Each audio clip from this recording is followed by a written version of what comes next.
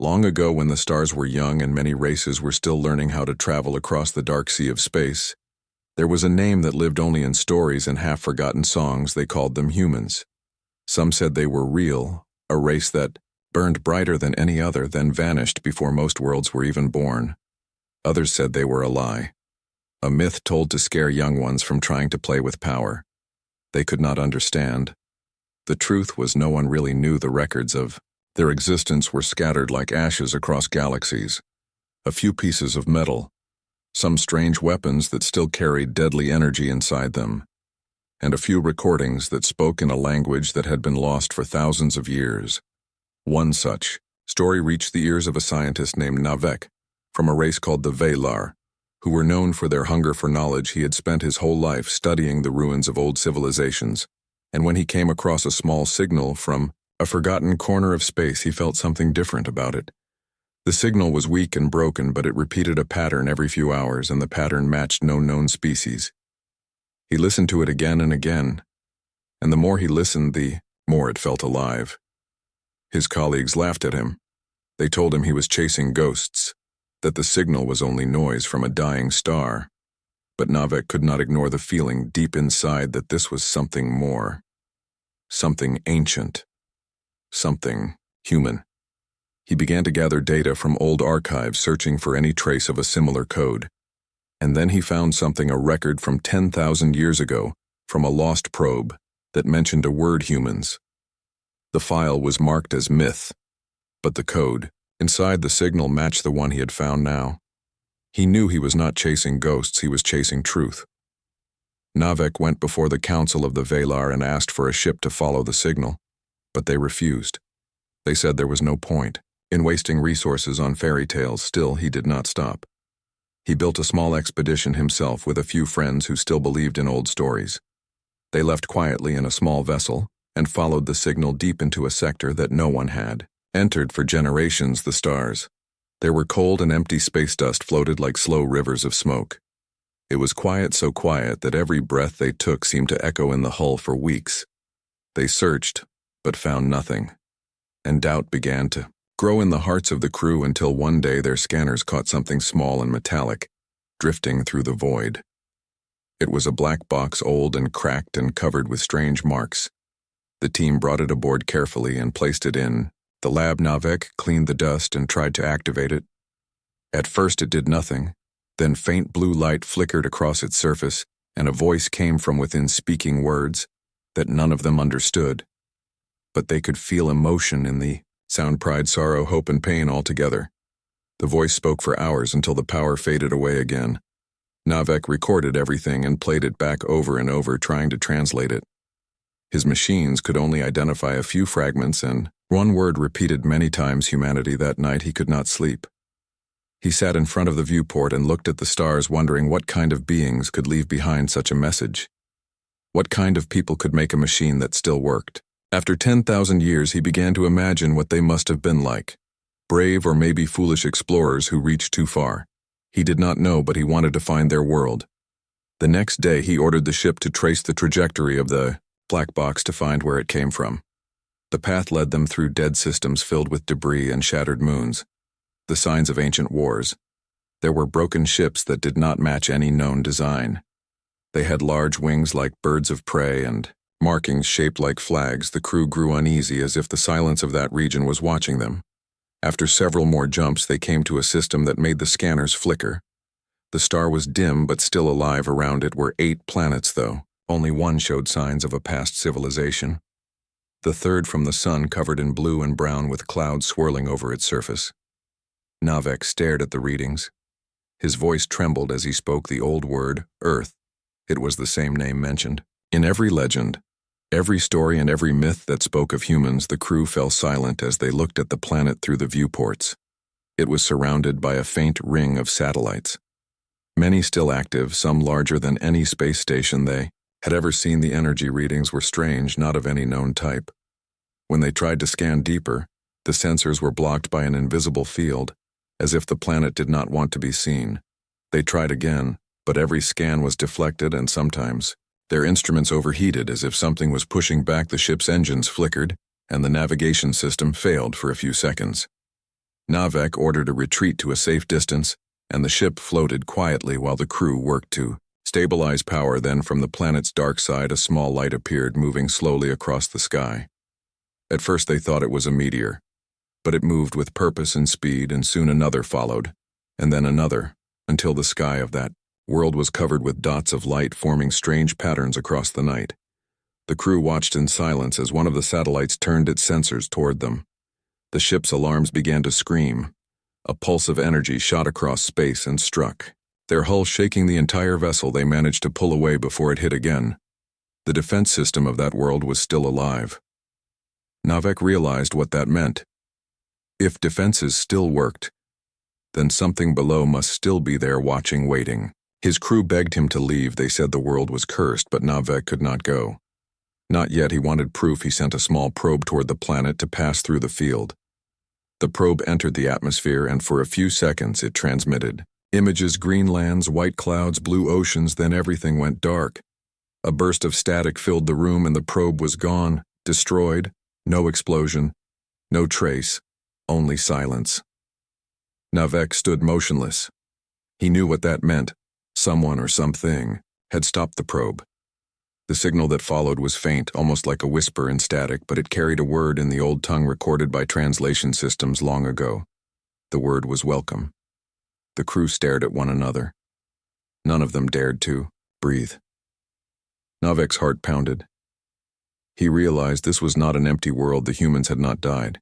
They were asleep or hidden, or maybe waiting for the right time to rise again. He recorded everything and sent a message to the nearest relay, hoping it would reach the Valar homeworld. But he did not know that his message would soon spread far beyond their reach, across the entire galaxy. News of the lost race would awaken memories and fears long buried. And before long, every great power in the stars would hear that one word, humans, and wonder if the legends were true. As Navek's ship drifted near the edge of the system, he looked once more at the blue planet, its oceans shining faintly like eyes opening after a long sleep, and in that moment he felt the truth deep in his soul. They were not gone, they were only waiting, and one day they would return to the stars again. The discovery of the blue planet changed everything for Navek and his small crew. When they returned from the silent system, they carried with them not just recordings and damaged probes, but a secret that could shake the galaxy to its core. Navek tried to warn the Valar Council in private, but the message he sent had already spread across the trade networks before he could stop it. Soon every major power heard the words Earth and humans, and what started as whispers in scientific halls turned into a storm of debate across worlds. No one could ignore it. Every government called emergency meetings. Some wanted to investigate. Others wanted to destroy the system before anything inside could awaken. The idea that humans might still exist was more terrifying than the idea that they were extinct for thousands of years. Stories had told how they had fought wars that burned stars and built weapons that could bend gravity and silence planets. Those stories were never proven, but they had shaped how the younger races saw humans as gods or monsters, depending on who told the tale. Navek found himself surrounded by politicians and generals who demanded answers, but he had none. He could only tell them what he saw. The planet was still alive, its defenses still worked. Something inside was still guarding it. He was called a liar and a fool, but there were a few who believed him. Those who had seen ruins in other sectors that matched the same patterns of construction. They began to compare notes and soon realized that the traces of human technology existed everywhere, buried deep under old colonies and forgotten moons.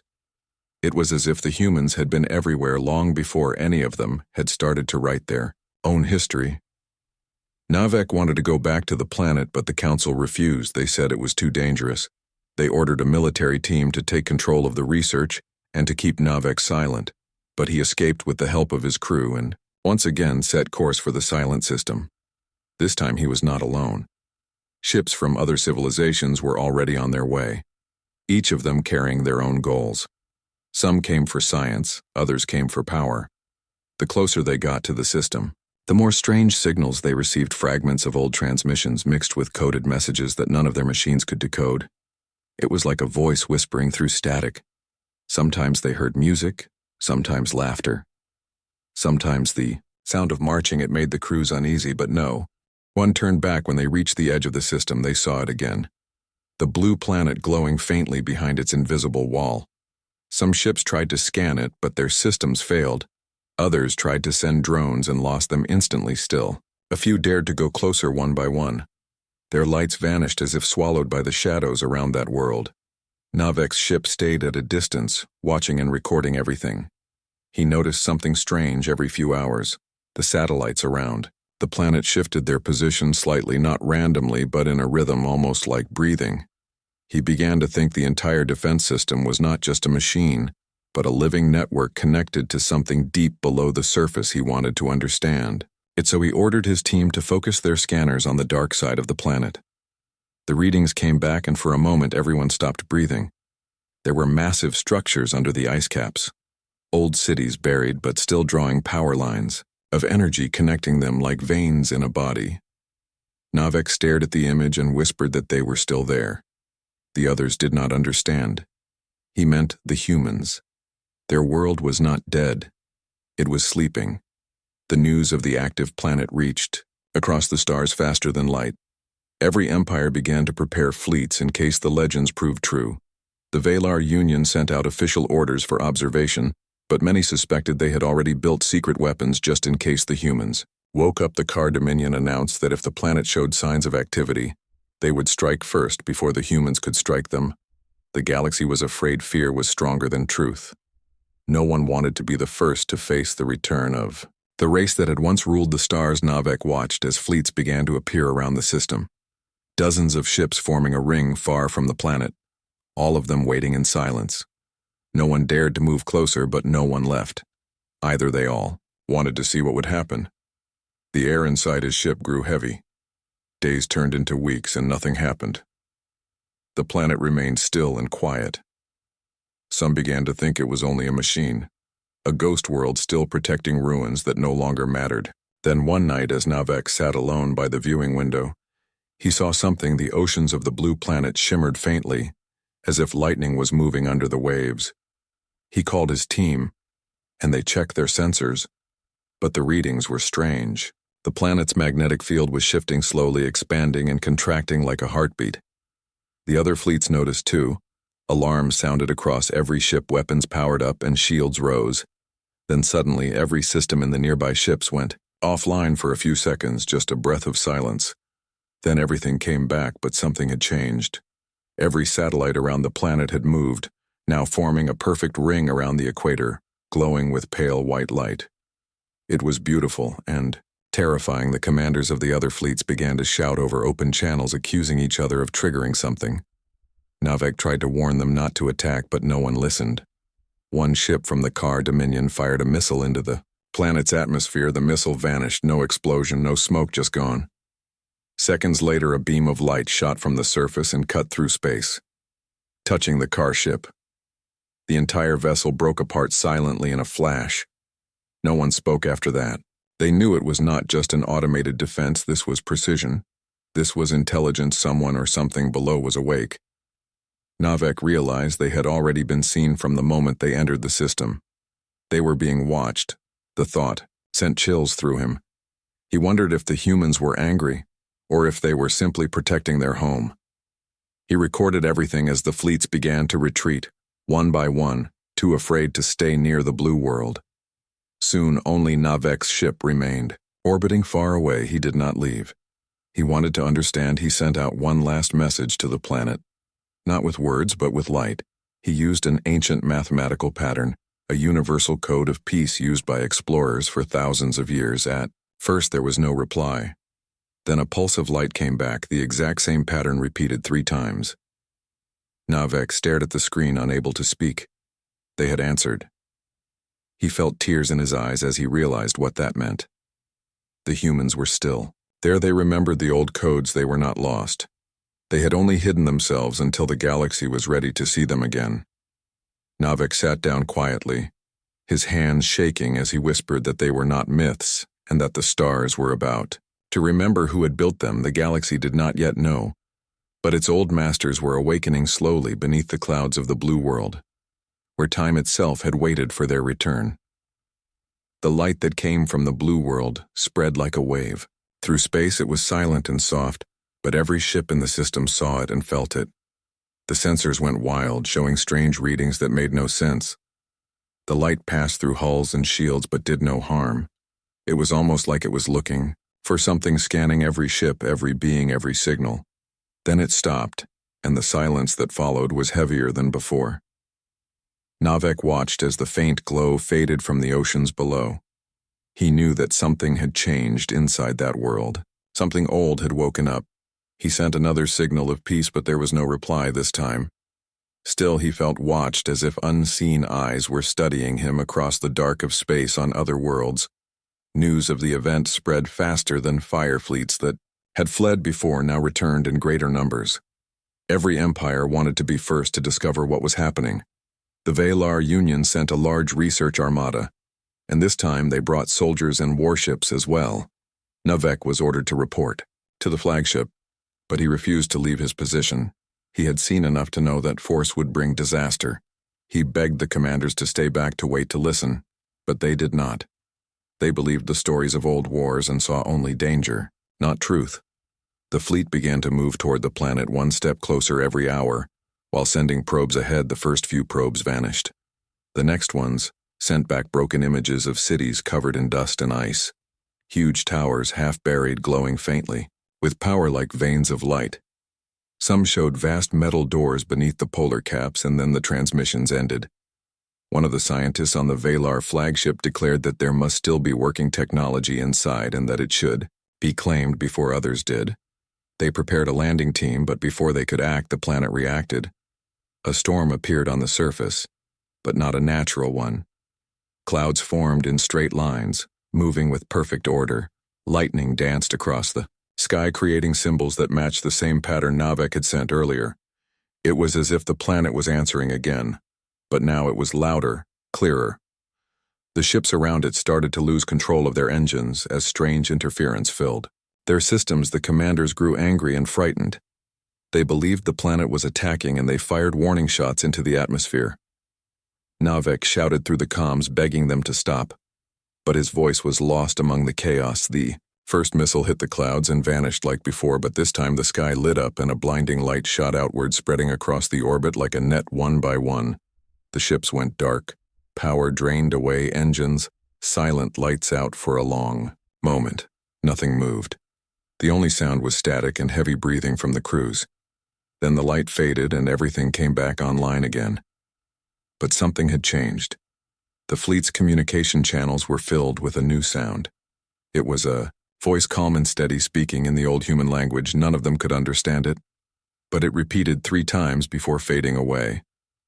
Navek played the recording through translation filters, and his heart stopped. The message said, "We remember." The words were old but clear. The humans had spoken after 10,000 years. They had spoken. The fleet panicked. Some believed it was a threat. Others thought it was a greeting. The Valar Council far away demanded that the planet be quarantined, but it was too late. Something was already happening on the surface. The ice began to crack and move, huge pieces lifting like doors. Opening, the energy readings spiked to levels no one had seen before. And a strange beam of light shot from the southern pole straight into space, forming a bright column that could be seen from other systems across the sector. It was a signal, not an attack, not a weapon, just a beacon, a call to the stars. Navek stared at it and whispered that the humans were announcing their return. The fleets around the system started to argue, each government wanting to take control. But then the impossible happened. A small object rose from the atmosphere, moving slowly past the satellites. It looked like a ship, but its design was unlike anything they knew, smooth and silver like flowing metal. Changing shape as it moved, it stopped near the Valar fleet and emitted a wave of sound that was more like music than noise. It pulsed softly 3 times, then vanished in a blink of light, gone without leaving any trace. The reading showed it had entered a faster-than-light jump without any engine signature known to science. It was proof that human technology still existed and was far beyond anything the galaxy now possessed. Navek felt both fear and wonder as he realized what it meant. They had not only survived, they had evolved far beyond the reach of the present age. After the event, the fleets began to withdraw. None of them dared to stay any longer. The system was now declared restricted and marked as a forbidden zone. No one was allowed to enter, but Navek could not leave. He stayed at the edge of the system, sending small silent messages to the planet each day. He received no answer, until one night he saw a flicker on his screen, a faint echo repeating the same phrase, "We are awake." Those words broke him. He knew the myths were real. The humans had not destroyed themselves. They had hidden from the wars of the galaxy, waiting for a time when they could rise again, and now the time had come. The next morning, new signals appeared across nearby sectors, not from the blue planet but from other places. Ancient outposts that had been abandoned long ago suddenly began transmitting data, using the same human code from Mars, from Europa, from the edges of dead colonies. Strange energy readings began to bloom like fires in the dark. Navek realized that Earth was not alone. It had allies, or at least machines, scattered across the stars waiting for the same call. He tried to warn the Valor Council, but they refused to listen. They thought he was under the influence of the humans, but he knew the truth. They were preparing to return, not for war, but to reclaim what they had lost. The First Fleet moved out of hiding quietly, unseen by most, but noticed by a few watchers across the void. They saw shapes moving between moons, massive ships awakening from the dust of centuries. And when their lights came on for the first time in ages, the galaxy trembled, even though no human voice had yet spoken again. Navek watched in awe and whispered to himself that the legends were alive, that soon the stars would remember the name, humanity, and that nothing would ever be the same again. The message, "We are awake," spread through the galaxy like fire across dry fields. It reached every world, every government, and every hidden corner of the stars. No one could stop it, and no one could ignore it. The idea that humans had returned filled, some with hope and others with terror. Old stories were told again in whispers in the marketplaces and in military halls. They spoke of the wars humans had once fought, wars that had reshaped the galaxy and ended whole empires. In days they spoke of their courage and of their rage. They said, humans never surrendered. They said when humans fought, they fought until nothing was left.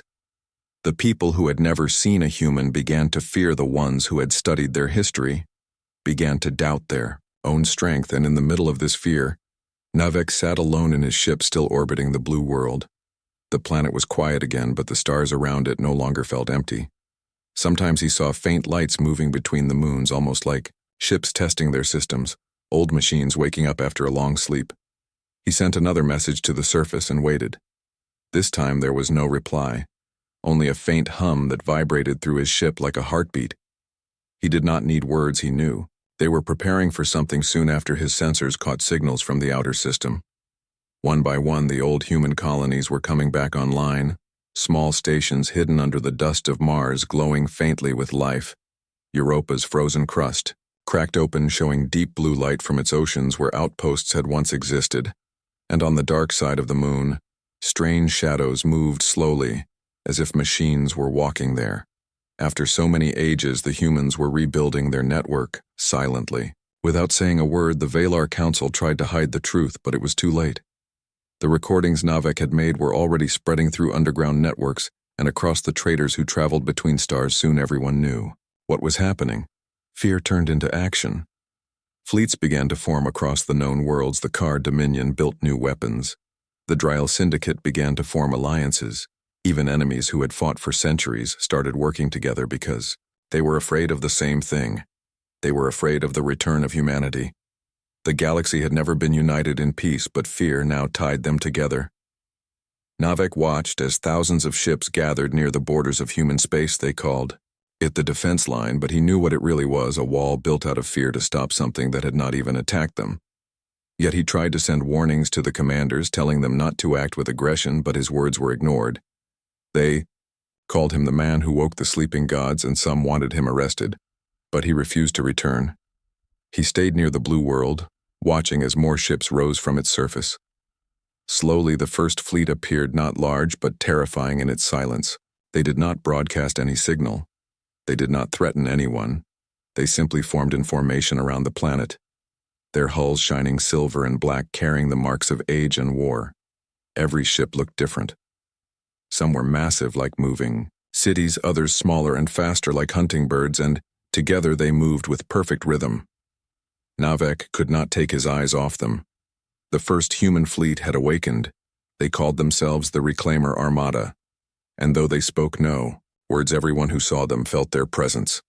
The fleets from other empires panicked and raised their weapons, but the humans did not react. They simply stayed in orbit as if waiting for something. Days passed like that until one night when all communication in the sector was jammed and a single transmission broke through. It was a human voice, calm, steady, and deep. It spoke in many languages all at once, as if translated by the machines around it. We remember, we return. We do not seek war, but peace. We come to reclaim what was ours, to protect what remains, to rebuild what we lost. The message repeated 3 times, then ended. No threats, no demands, only those words. But the galaxy did not trust them. Most believed it was a trick, a way to make them lower their guard and prepare for invasion. The next day, one of the smaller fleets from the Car Dominion opened fire. They claimed it was a warning shot, but their missiles were fast and deadly. Before anyone could stop them, dozens of explosions filled the space near the blue planet. For a second, everyone thought the humans would retaliate, but the human ships did not move. The missiles vanished before impact, simply dissolved into dust as if they had never existed. Then one human ship turned toward the car fleet and a beam of light passed through it. The entire car armada disappeared. No explosion, no debris, just gone. Silence filled the comm channels for minutes. No one spoke after that. The humans said nothing. They did not pursue. They did not threaten. They simply turned back toward the planet and remained still. It was their way of saying they could end wars without fighting. It was a warning wrapped in mercy. After that, no one dared to attack again. The Valar Council finally called for a meeting of all empires to decide what to do. Navek was invited but treated like an outsider. They blamed him for everything, but they also needed him.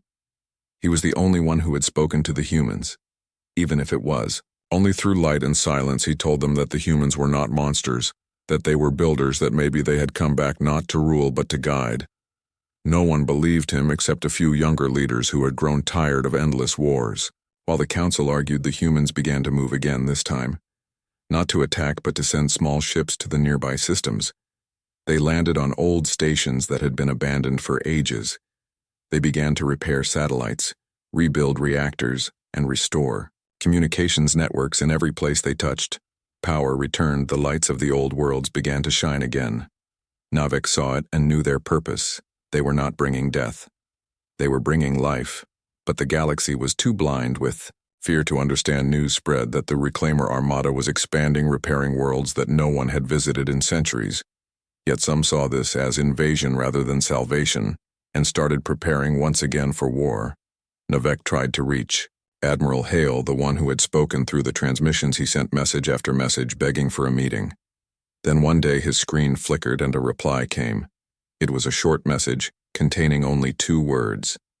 Soon Navek sat for a long time staring at those words. He did not know if it meant hope or the beginning of something even larger. But deep inside he felt that the humans were not done. They had only just begun to awaken, and soon the whole galaxy would see them not as ghosts, not as myths, but as the return of a truth that could not be erased. And as he looked out at the silent fleet drifting above the blue world, he realized that the stars themselves seemed to shine brighter, as if welcoming the masters they had once feared. The day the first human fleet left orbit was remembered by every world in the galaxy. Navek was there watching from the edge of the system as hundreds of silver ships slowly rose from the shadow of the blue planet. Their movements calm and precise, not like an army marching to war, but like explorers returning to a road they once built. They did not send warnings or orders. They did not claim anything. They only traveled in silence, passing through the empty void with a grace that felt both peaceful and terrifying. The other fleets kept their distance, watching carefully, afraid to act, but too curious to turn away. As the Reclaimer Armada moved across space, the stars seemed dimmer behind them, their size and number blocking light like clouds before a storm. Navek recorded every moment, his hands shaking, not from fear but from awe. He felt as if he was watching history write itself again.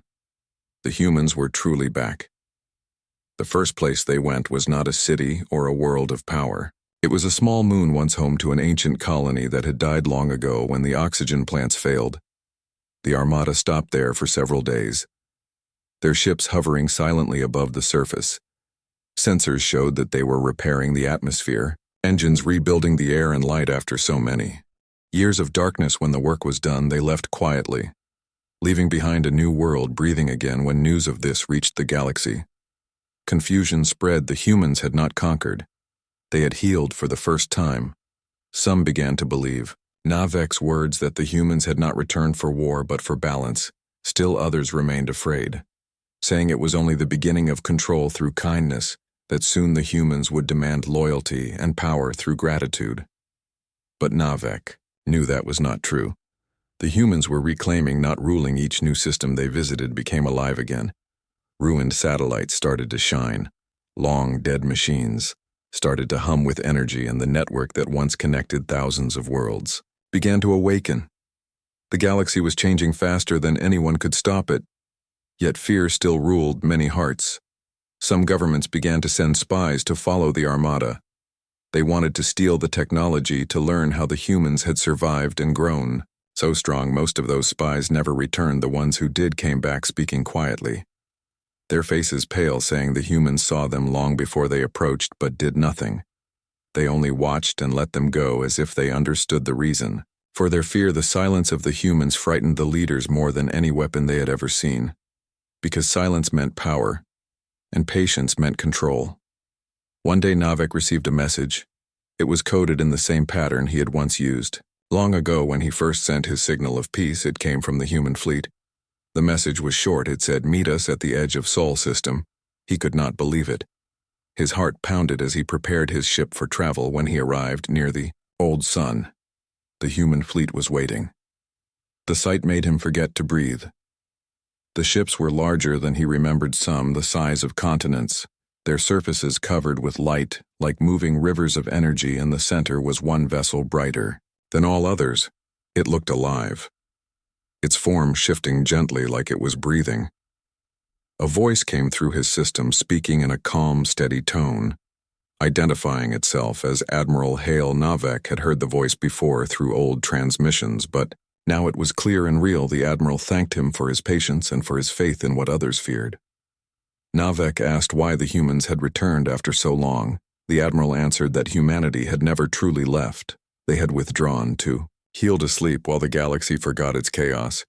They had watched for ages through machines and silent networks, waiting for the time when the wars would end and the stars would need rebuilding.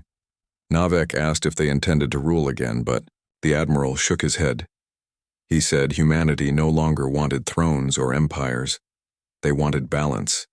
They wanted the stars to live, not to bow. He told Navek that the galaxy had grown, but not changed, that the same fear that once destroyed unity still ruled hearts. The Armada had returned, not to destroy that fear, but to face it and show that hope could be stronger.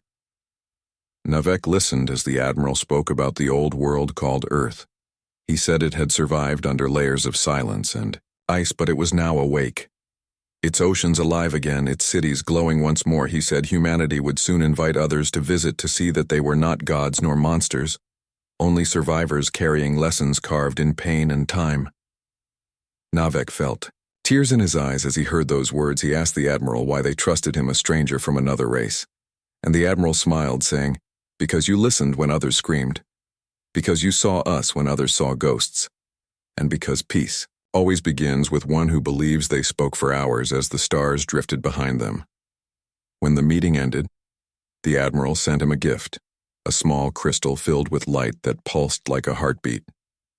The data inside it was beyond anything Navek had seen. He knew it would change science forever. Yet the Admiral told him it was not a weapon, but a seed, knowledge meant to grow, not to harm. When Navek returned to the Valar homeworld, he was met with shock and disbelief. No one wanted to hear that the humans spoke of peace. They demanded proof. So he showed them the crystal. Their scientists worked for days trying to open it. And when they finally did, what they found was not a weapon plan, but a map of the stars, drawn not in lines of conquest, but in routes of connection, showing paths between worlds marked with small signs that read, "Rebuild, reconnect, restore." It was a message to the whole galaxy. Navek stood before the council and said, "This is who they are. They are not destroyers, they are healers," but still many did not trust him. The fear of humans ran too deep, and when some fleets began to form near Sol again, ready for another strike, Navek begged them to stop. He told them that another war would end all hope, but they did not listen. Their pride was louder than reason when the fleets moved toward the human sector.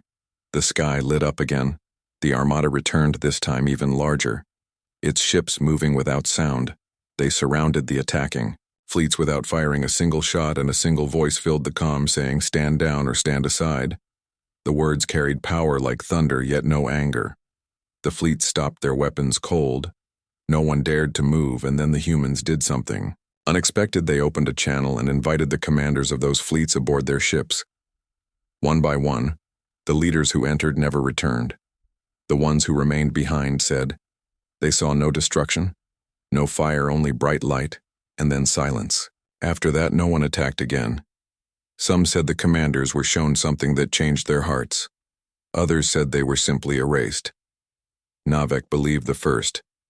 He believed the humans had reminded them what it meant to be alive. As the fleets withdrew, peace began to grow slowly across the sectors.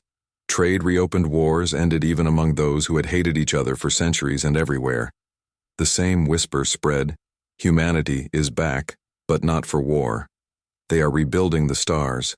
Navek sat alone in his ship, looking toward the blue planet, thinking about how legends could be both terrible and beautiful. At the same time, he felt proud that he had been there to see them return, and he knew that soon the galaxy would no longer live in fear but in light, and that maybe this time the humans would not be remembered as destroyers but as the bringers of hope. And that thought stayed with him as he watched the sky where the human fleet drifted silently across the heavens. Years passed since the day the humans returned, and the galaxy slowly began to change under their quiet watch. The ships of the Reclaimer Armada no longer moved.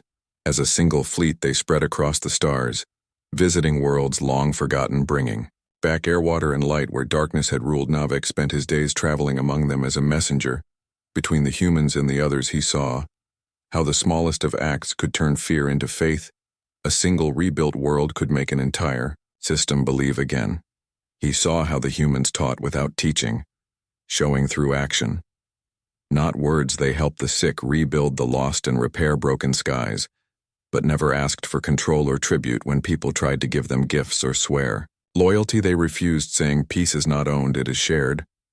Navek felt something inside him heal too, because for so long he had believed that power was the only language the stars could speak.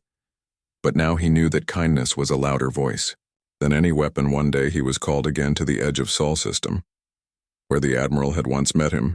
He arrived and saw the blue planet shining brighter than ever. The air around it was full of ships from hundreds of worlds, all gathered in quiet orbit, waiting for something. No one knew what was about to happen, but everyone could feel it.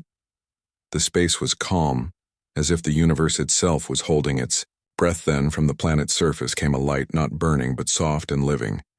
It spread across the void, touching each ship, each observer, each heart. Navek's eyes filled with tears as he saw the light move through the stars, forming shapes, symbols, and patterns. The humans were sending a message, not in words but in memories. The light showed images of their long journey from the beginning, when they were fragile creatures looking at the sky with wonder, to the times of war and loss when they almost destroyed themselves, and then the silence when they left to hide and heal. And now the return, not as rulers but as guides. The message was clear. Humanity was not a legend of destruction, but a story of survival. The galaxy watched in silence, and for the first time all voices stilled. No one spoke because the truth was too deep for words. Navek felt his heart beat with the rhythm of that light. He realized that the humans were not trying to become gods. They were trying to remind everyone that all life could rise again, no matter how far it fell. As the light faded, a new signal spread across the networks, one that reached every ship and every station. It said simply, "The stars belong to all of us." And then it ended, leaving behind a silence filled with peace. After that day, everything began to shift, slowly at first, but steadily. Trade routes reopened between old enemies. Colonies that had been fighting for years began to talk again, and planets that had been dying were restored through shared work. The humans helped but never led. They gave tools and knowledge but never orders. They called it the Balance Initiative, and it was not about ruling but teaching how to keep life in harmony. Navek was sent to different worlds to help spread the idea. He saw how children of alien races learned together with human children laughing without fear. He saw how farmers from dry worlds used new machines to bring water to their soil, and how once barren moons now bloomed with forests and light. It was like watching a garden grow across the stars everywhere he went. He heard one phrase again and again. They thought humans were legends until their fleet darkened the skies. But now they know legends can bring light too. He smiled whenever he heard it because he knew how true it was, but not everything was peaceful. Some still feared what they could not understand. A few leaders wanted the old power back. They tried to build secret fleets using stolen technology. They wanted to prove that they were still strong. Navek warned the humans about it, but they did not respond with threats.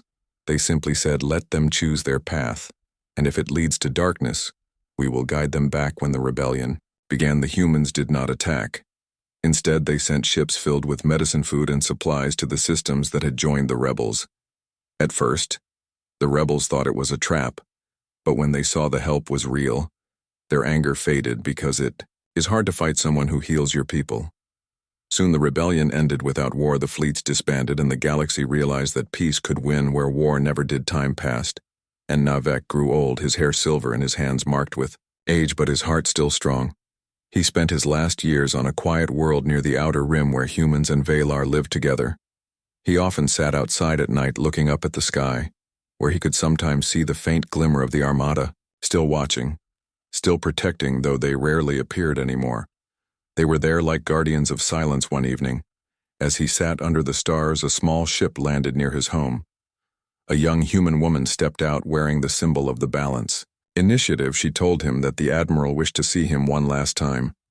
Though Navek was weak, he agreed the journey to Earth was long, but gentle. When he arrived, he saw the planet alive again, green and full of light, cities floating above oceans, and forests spreading wider than he had ever imagined. He was taken to a tall structure made of crystal and light.